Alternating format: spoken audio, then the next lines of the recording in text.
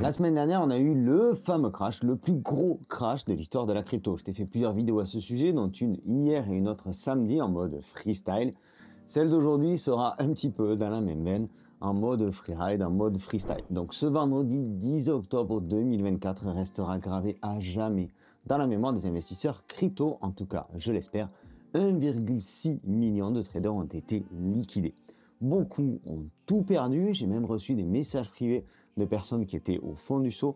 J'ai vu des commentaires, j'ai vu vos commentaires sous les vidéos YouTube, j'ai vu les commentaires sur Twitter, j'ai vu tous les posts, certains ont même fait des vidéos, tu les as peut-être vues, des vidéos où ils racontaient comment ils avaient tout perdu, comment ce crash-là a été absolument dramatique pour eux. Alors je vais te partager ce que moi je retiens de ce crash, ce que je retiens en tant qu'investisseur sur le marché crypto. En gros, les erreurs que j'ai faites aussi, moi aussi, lors de ce crash vendredi, mais aussi les erreurs que j'ai faites dans des situations précédentes, celles que j'ai vues chez d'autres personnes. Dans tous les cas, toutes les erreurs qui, à mon sens, qu'il faut absolument retenir pour la suite de ce bull run. Et ça, je vais te le partager en toute humilité parce que j'ai pas la prétention d'être un grand psychologue et encore moins de te donner des leçons. Les leçons, on les a pris, le marché nous les a mis en pleine gueule ce vendredi, parfois nous les a mis en pleine gueule plusieurs fois, et c'est peut-être pour ça, parce que j'ai compris certaines erreurs précédemment, que j'ai pu traverser ce crash sans trop de dégâts. Donc dans cette vidéo, en fait, il n'y aura pas de technique, pas de graphique, pas de ceci, pas de cela, simplement mon ressenti et mon expérience, eh bien, pour que toi, de ton côté, tu puisses traverser cette période-là actuelle, cette période qui peut être très délicate pour toi, pour que tu puisses te relever. Et si jamais tu as traversé ce crash sans trop de dégâts, eh bien que je puisse allumer cette petite lumière rouge, parce que eh bien derrière, à la fin de ce bull run, si l'on considère que le bull run n'est pas encore terminé, à la fin de ce bull run, il y aura de nouveau un bear market et des crashs comme ceci, des crashs comme celui qu'on a vécu. Il y en aura certainement d'autres, et je pense que il vaut mieux s'y préparer. Alors je ne sais pas trop par où commencer, il y a pas mal de choses à dire. Peut-être en premier lieu une pensée pour ceux qui ont tout perdu ou ceux qui sont aujourd'hui encore dans le dur. J'ai envie de vous dire, faites-vous aider les gars. Il y a des psychologues, il y a des psychiatres, il y a des spécialistes en addiction, comme par exemple l'addiction au jeu d'argent, parce qu'aujourd'hui le trading peut tout à fait être considéré comme une addiction. Peut-être téléphoner à SOS médecin, j'en sais strictement rien. En tout cas, ne faites pas de conneries. On vous dit souvent que c'est que de l'argent. Quand on vit ce genre de situation, ce n'est pas que de l'argent qui s'envole, ce sont également tout un tas de rêves, tout un tas de projets qui peuvent être personnels, qui peuvent être familiaux. Je vais revenir sur ce point-là. Mais en tout cas, faites-vous aider parce que le fait d'extérioriser, le fait de parler à certaines personnes, eh bien, ça peut être salutaire, du moins pour digérer cette partie-là et peut-être rebondir par la suite. Alors maintenant, j'avais envie de regarder un petit peu comment certains d'entre nous en sont arrivés là et je pense qu'il faut remettre les choses dans leur contexte. Certains parleront de Trump, donc de l'arrivée de Trump depuis le début de l'année, ça a poussé les cryptos, on a eu plusieurs hausses, plusieurs respirations, etc., etc. Dans tous les cas, c'est un bull run qui est particulièrement long et particulièrement éprouvant, notamment du côté des altcoins. On a mis beaucoup d'espoir, moi j'ai mis beaucoup d'espoir sur certains altcoins et pour l'instant, il faut reconnaître que il y a beaucoup de projets qui ne décollent pas, même si là, depuis quelques jours, on va décoller à nouveau le Tao et ça fait plaisir, on a beaucoup de projets qui ne décollent pas. Et là, ces derniers jours, depuis le 1er octobre, enfin entre le 1er et le 10 octobre, on avait comme une lueur d'espoir sur les marchés. Bitcoin a tapé un nouvel ATH, on s'est dit ça y est, c'est parti, c'est October, la fin de l'année va être extraordinaire, tout va aller pour le mieux, ça y est, on est enfin en phase parabolique du bull run. Et c'est là que finalement, on a peut-être émotionnellement pris une claque absolument énorme. Et ce que je vais te partager maintenant, en toute humilité, c'est ma vision des choses. Mais je pense que c'est important que je te le partage, parce que si on considère que le bull run, comme je te le disais, n'est pas fini, alors des crashs comme celui-là, il y en aura certainement d'autres. Quand le marché va se retourner dans quelques semaines, une fois de plus, si le bull run n'est pas fini, et là, il faudra patienter quelques jours avant d'avoir cette confirmation-là. Donc si le bull run n'est pas fini, quand le marché va se retourner, on aura exactement la même situation et on aura exactement les mêmes problèmes derrière. Donc je disais, en gros, on a vécu cette période-là avec cette petite euphorie. Et souvent, là, à ce niveau-là, il y a plusieurs erreurs. Les premières qui me viennent à l'esprit, c'est certainement les personnes qui ont fait all-in, qui ont injecté toutes les liquidités, qui ont injecté toutes leurs économies, eh bien, dans le but, dans l'objectif d'aller nettement plus haut, dans l'objectif de changer leur vie. Et ça, c'est louable parce que si on est en crypto, c'est un petit peu, même beaucoup, pour atteindre cet objectif-là. Et derrière, en fait, ça provoque deux erreurs. D'une, ne plus avoir de liquidité, et la deuxième erreur, c'est d'en parler autour de soi. Je commencerai par celle-ci. En parler à votre entourage, en parler à vos proches, que ce soit votre mari, votre femme, votre compagnon, bref, vos amis, peu importe. En fait, ça va vous mettre dans une situation quelquefois un petit peu délicate, parce que ces personnes-là n'ont pas forcément la même vision des choses que vous. Déjà, ils ne sont peut-être pas dans la crypto, et ils ne peuvent pas comprendre ce qui se passe émotionnellement parlant, ni même sur votre wallet, quand on vit ce qu'on a vécu ce vendredi soir. En fait, pour eux, perdre autant d'argent en quelques minutes, c'est absolument inconcevable. Pour nous, on le sait avec l'habitude, la crypto, ça fonctionne comme ça. Et ce qui fait que ça nous met dans une situation délicate, c'est que ce qu'on a vécu vendredi soir peut, à travers le regard des personnes qui vous entourent, eh bien, ça peut venir piquer votre ego. Alors personnellement, de mon côté, je ne parle très peu de ce que je fais à mon entourage direct. Je partage tout, je partage beaucoup plus de choses certainement sur YouTube qu'à mon entourage direct. Ou alors, quand je le partage, c'est que j'ai déjà encaissé. Quand je parle de mon temps, c'est que je suis déjà en stablecoin et que quelque part, si le marché se retourne, eh bien, je n'aurai pas honte d'assumer mes pertes parce qu'elles seront uniquement sur une partie de mon capital. En fait, ce genre de situation, quand vous en parlez autour de vous parce que vous êtes content de partager votre réussite, eh bien, indirectement, en cas de retournement de marché, ça vient augmenter la pression que vous allez subir. Ça vient mettre une pression supplémentaire qui vient de la part de votre entourage proche, comme je le disais, ou peut-être votre entourage moins proche. Mais enfin, en tout cas, ça vient mettre une pression qui est absolument énorme. Imaginez, dans quelques semaines, au repas de Noël, le 25 décembre, quand tonton ou tati va vous demander alors votre Bitcoin, ça marche, et que là, vous allez prendre en pleine gueule votre échec du 10 octobre 2025. Eh bien ça, je vous invite à y penser pour la prochaine situation, pour la prochaine fois où vous serez éventuellement tenté de partager votre réussite. Et cette situation vis-à-vis de votre entourage pousse vers un autre point important. Assumer ses pertes et assumer ses choix. Je vais être direct avec toi, c'est pas parce que Trump, Sisi ou Powell ou je ne sais qui manipule le marché que tu as perdu de l'argent. Si tu as perdu de l'argent, c'est parce que tu as décidé, comme moi, d'aller sur le marché crypto. Parce que tu as décidé d'aller exposer tes économies sur un marché hyper volatile. Ceux qui ont été liquidés ce vendredi soir ont décidé par eux-mêmes de mettre des leviers.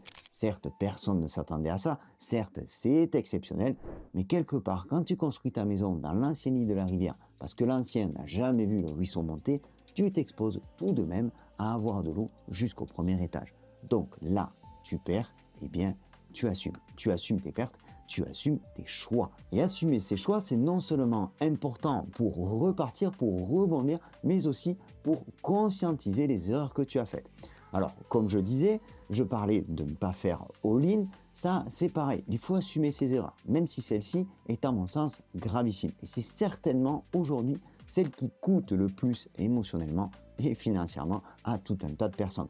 Parce que si tu investis la totalité de ton bac, encore plus en futur, et que de l'autre côté, tu es liquidé, eh bien là, à ce moment-là, tu n'as plus rien pour repartir. Pourquoi? À ton avis, je dis toujours qu'il faut une part de Bitcoin. Reprends par exemple le crash de vendredi. Tu peux reprendre tous les autres crashs, le crash du Covid, etc., etc. Ça a toujours été la même chose. Bitcoin a toujours montré de la force et Bitcoin a toujours été le premier à rebondir et le premier à se maintenir. Donc pourquoi je dis qu'il faut toujours du Bitcoin?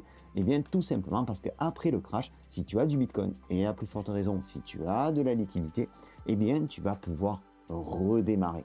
Et là, tu vas laisser de côté toutes les personnes qui ont malheureusement tout perdu. Et toi, tu vas pouvoir te positionner en étant l'opportuniste qui peut éventuellement profiter du crash. Pourquoi? Parce que tu as des liquidités. Pourquoi? Parce que tu as conservé l'actif le plus rare de la planète, c'est-à-dire le Bitcoin. À ce sujet-là, à propos du fait de racheter la baisse, de réinjecter au moment où le marché crash, il faut, dans le feu de l'action, essayer à tout prix de comprendre pourquoi ça crache. Vendredi, il n'y avait pas de raison particulière qui justifiait une telle ampleur à propos de ce crash-là. On a parlé des droits de douane de Trump, bref, j'ai fait une vidéo hier à ce sujet-là. Il n'y avait pas de raison particulière qui justifiait un crash aussi important. Alors avant de prendre des décisions actives comme de tout vendre par exemple sur un coup émotionnel afin de préserver le peu qui te reste, eh bien quand ça crache, quand tu es devant ton PC ou que tu es sur ton téléphone, essaye de comprendre pourquoi ça crache. Vendredi, on n'a pas eu de déclaration de guerre, on n'a pas eu de bombe atomique, on n'a pas eu de Covid, on n'a pas eu de hack. On a eu simplement ce que l'on appelle un crash passager. Alors maintenant, il faut attendre que ça remonte. Alors quand je dis maintenant, c'est plutôt vendredi à ce moment-là, il te fallait être juste patient, attendre que le bottom se fasse et que le marché remonte. Ce ne sera pas toujours le cas. Ça dépend, bien évidemment, comme je te le dis, de la raison principale du crash. Vendredi, c'était un crash, une ampleur de crash qui était absolument injustifiée. Donc vendre au plus bas, vendre sur des stop loss, je vais y revenir, a été particulièrement dramatique pour certains d'entre nous. Un autre point, alors là je te livre dans cette vidéo un petit peu tout ça comme ça vient, j'ai quelques notes, mais au fur et à mesure il y a des choses qui s'ajoutent et j'espère que la vidéo ne sera pas trop longue. Comme je te disais, c'est important de bien prendre en compte tout ça, tous ces points-là, c'est les points que je te partage, il y en a certainement d'autres, il y en a plein d'autres. Il y a tout le temps plein de leçons à tirer d'une période comme celle que l'on vient de vivre.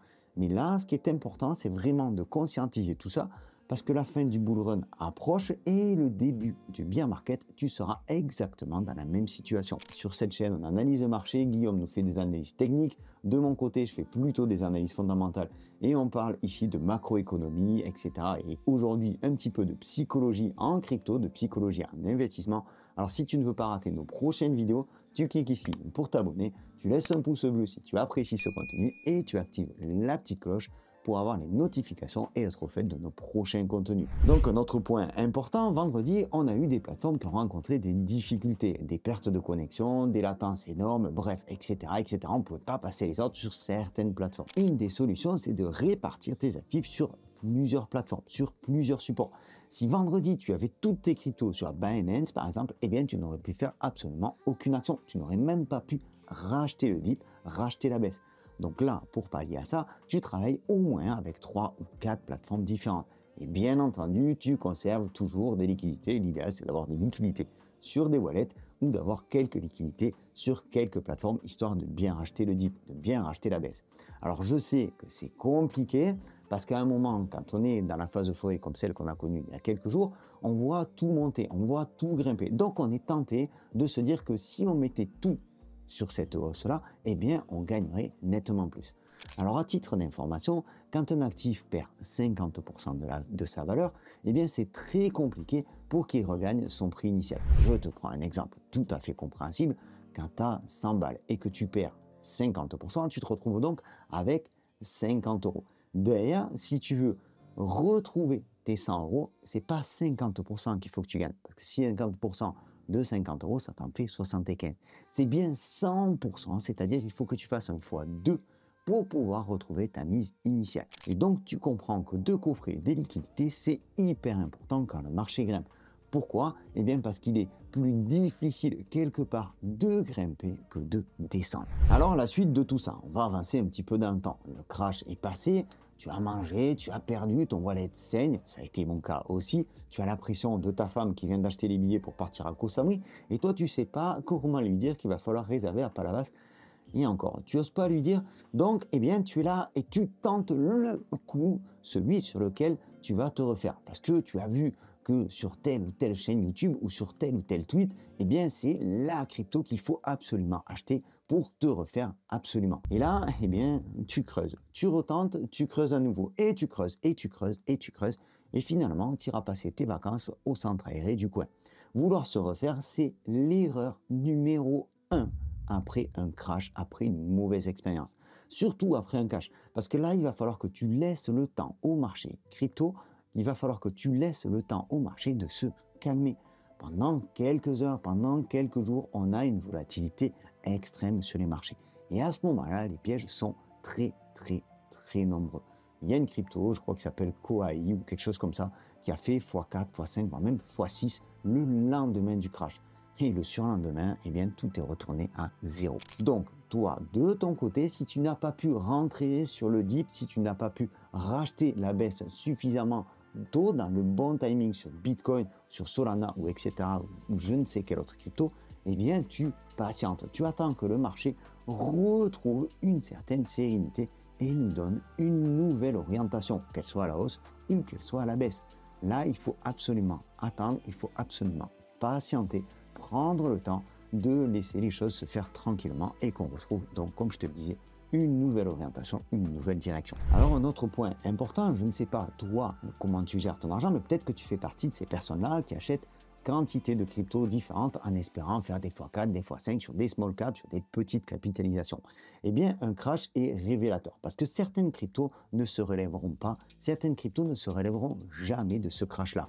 Et là, il va falloir s'en séparer. Alors peut-être pas de suite, peut-être pas dans les 48 heures ou dans les 15 jours qui suivent le crash, mais certainement qu'il va falloir y penser. Et ça, c'est particulièrement difficile. Peut-être que tu as mis des sommes importantes dans une crypto, dans un projet que tu considérais comme un fort potentiel. Peut-être que ça représente un pourcentage élevé de ton portefeuille, que ça représentait un pourcentage élevé de ton portefeuille, et que derrière, eh bien, tu as du mal à te détacher de l'espoir que tu avais mis dans cette crypto. Eh bien, à ce niveau-là, je sais que c'est très difficile de se détacher émotionnellement de cette crypto-là. Pourtant, il va falloir le faire. Donc, je t'invite à prendre du recul par rapport à l'ensemble de ton portefeuille d'ici quelques jours, à faire ton analyse, à faire ton autocritique, à voir si le projet est toujours en activité, à voir si la team continue de buter derrière ou si jamais tout le monde a quitté le navire. Alors jusque-là, tout ça, c'est un peu ce qu'il ne faut pas faire, les erreurs les plus communes. Maintenant, j'avais envie de te partager quand même un petit peu de positif, on va dire ce qu'il faut faire. À mon sens, ce qu'il convient de faire après un crash comme celui qu'on a vécu. La première des choses, j'en ai déjà parlé, c'est assumer ses choix, les verbaliser, voire même les écrire, les noter pour ne pas les oublier. Alors tu peux aussi les partager avec des professionnels comme on en a parlé, avec des collègues qui peuvent comprendre ta situation et qui ne seront pas là pour te juger, d'autres collègues qui connaissent les lois de l'investissement, qui connaissent peut-être de près ou de loin la crypto. Dans tous les cas, vider son sac, ça fait du bien. Et pourquoi pas le noter pour lister toutes les erreurs qui font qu'aujourd'hui tu te retrouves dans cette situation-là. Et ensuite, il va falloir un moment que tu repasses à l'action. En crypto, ce genre d'événement, ce genre de crash fait partie de ta vie d'investisseur. Et celui qui abandonne après un crash comme celui qu'on vient de vivre, eh bien ce sera certainement celui qui ne réussira jamais en investissement, qui ne réussira jamais en crypto. Attention, c'est plus facile à dire qu'à faire. Mais celui qui tombe de vélo et qui remonte, il va pouvoir pédaler à nouveau, il va pouvoir avancer, même s'il a mal partout, même s'il a des courbatures, même si le vélo est bancal et qu'il grince de partout. Eh bien lui, il va continuer d'avancer. Si toi tu arrêtes, tu seras celui qui va le regarder passer. Comme je te le disais, repartir, c'est pas forcément évident.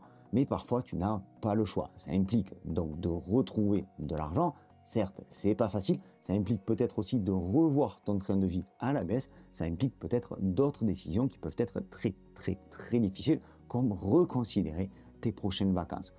Cependant, quand on entend toutes les success stories, ou beaucoup de success stories, comme celle par exemple d'Anthony Bourbon, eh bien ce sont des gens qui ont été ruinés à un moment de leur vie, peut-être parfois plusieurs fois, et eux, ils ont trouvé la force de reconstruire, de repartir de l'avant. Mais comme je te le disais, ils ont pris le temps d'analyser leurs erreurs, tout simplement pour ne pas les commettre à nouveau. Ce vendredi, le marché a fait un reset, il a fait table rase. Alors, on nettoie et on recommence. Du moins, c'est comme ça que je le vois.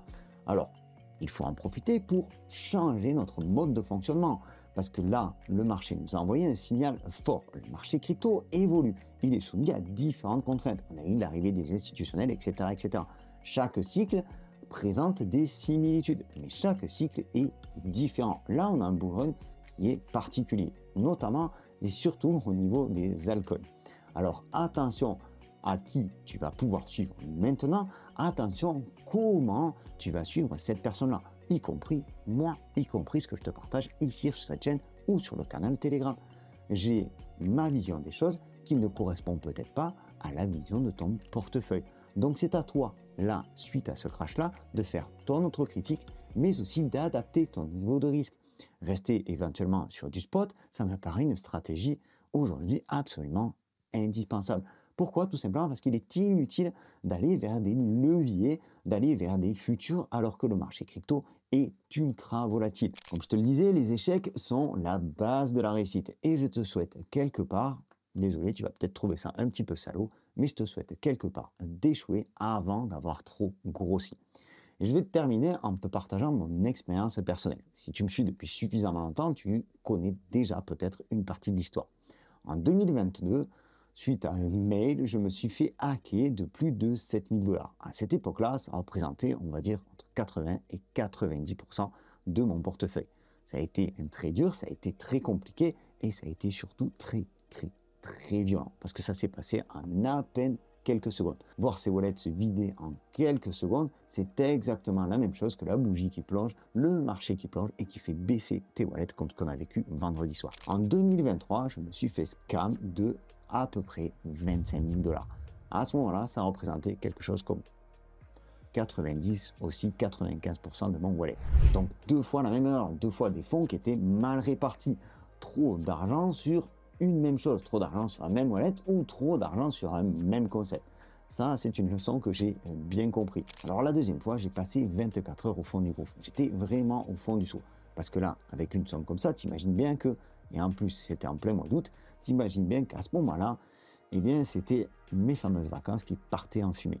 Et puis derrière, j'ai décidé de rebondir. J'ai tout simplement décidé de repartir au combat, décidé de continuer à investir, de continuer à me former, de continuer à m'informer sur le marché crypto. Bien entendu, comme je te le disais et comme je t'ai partagé tout ça tout au long de cette vidéo, j'ai pris note de ce qui m'était arrivé. J'ai fait en sorte de ne pas reproduire les mêmes erreurs. Alors attention, sur ce crash de vendredi soir, il y a encore quelques erreurs que j'ai pu faire. J'étais exposé un petit peu sur quelques leviers. Alors quand je te dis qu'il ne faut pas être exposé sur les leviers, c'est certainement les cordonniers les plus mal chaussés. J'ai perdu un tout petit peu, j'étais un tout petit peu exposé sur les leviers, mais ce qui a sauvé mon crash de vendredi soir, c'est que j'avais à ce moment-là énormément de liquidités. J'ai pu commencer à réinjecter. Pour l'instant, je ne suis pas allé beaucoup plus loin. J'attends, comme je te disais, que le marché se tasse, que les choses reviennent un petit peu à la normale avant de repartir, avant de reprendre de nouveau une activité normale. Donc, comme je te le disais, lors de ce deuxième hack, lors de cette deuxième grosse perte, je me suis retrouvé au fond du seau, ça a duré 24 heures et derrière j'ai décidé de rebondir. Alors souvent en crypto, on pense qu'on peut avoir de l'argent rapidement et ça c'est un fait. On l'a bien vu avec Casterdex ces derniers temps. D'ailleurs, tu vois, quand je te parlais de situation en pleine euphorie il y a quelques minutes en début de vidéo, eh bien tu vois, on en a le parfait exemple. On était dans une phase euphorique avec Casterdex et tous les membres de la boussole crypto, on va pas dire que on va rester poli, je les ai embêtés pour qu'ils coffrent un maximum de leurs gains. Et aujourd'hui, c'est ce qui nous permet derrière eh bien, de repenser le marché différemment et d'avoir une certaine sérénité vis-à-vis de ce qui vient de se passer. J'espère que cette vidéo t'a plu, c'est un format un petit peu différent, j'ai essayé de le faire quasiment sans aucune note, de la manière la plus naturelle possible. D'ailleurs, tu le vois, je bafouille un petit peu. J'espère en tout cas qu'elle t'aura été utile. Une fois de plus, je te partage moi, mon vécu, ce que j'ai ressenti, comment je l'ai vécu, les choses que j'ai pu acquérir, les expériences que j'ai pu vivre. Et donc, je te les retranspose pour que toi, de ton côté, tu ne fasses pas les mêmes erreurs. Parce que comme je te le dis, ce qu'on a vécu vendredi, là, le vendredi 10 octobre 2025, c'est quelque chose qui, à coup sûr, va se reproduire.